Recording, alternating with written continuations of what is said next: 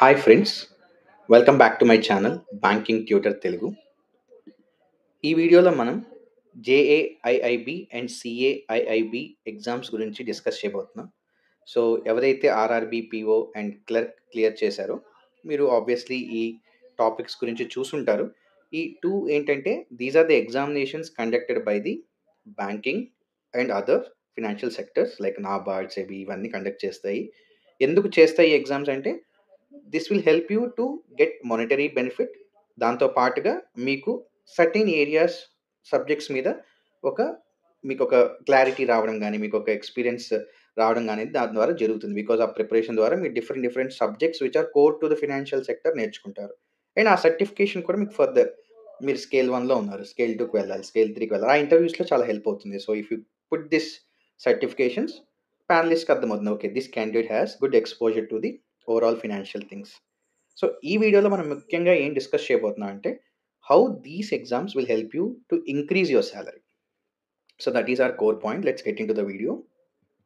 So starting మనం RRB PO example తీసుకొని చూద్దాం.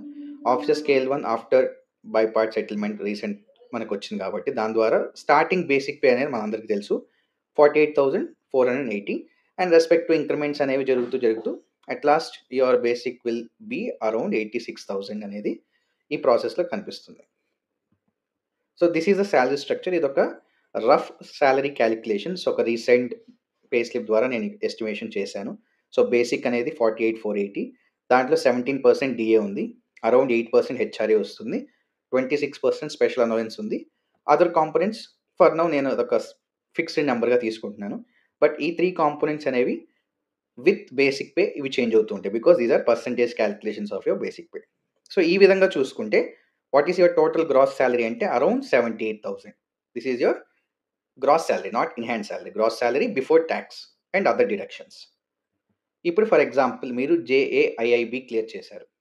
సో అది క్లియర్ చేయగానే what is the monetary benefit అంటే మీకు ఇమీడియట్గా 1 ఇంక్రిమెంట్ అనేది క్రెడిట్ అయిపోతుంది from the very next month. మీరు ఈ మంత్లో క్లియర్ చేశారు, ఫర్ ఎగ్జాంపుల్ జనవరి అనుకుందాం, ఫిబ్రవరి శాలరీ నుంచి అదేదైతే మనకి ఇంక్రిమెంట్ ఉందో 2,000 అనేది ఆ ఫస్ట్ స్టార్టింగ్ చూపించాను కదా, అది ఇమీడియట్గా యాడ్ అయిపోతుంది.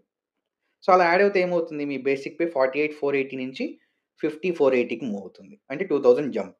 దానివల్ల గ్రాస్ శాలరీలో ఇంపాక్ట్ ఎంత వస్తుందంటే ఆల్మోస్ట్ 3,000 జంప్ అనేది చూడొచ్చు. 78 నుంచి 81,000కి వెళ్ళింది.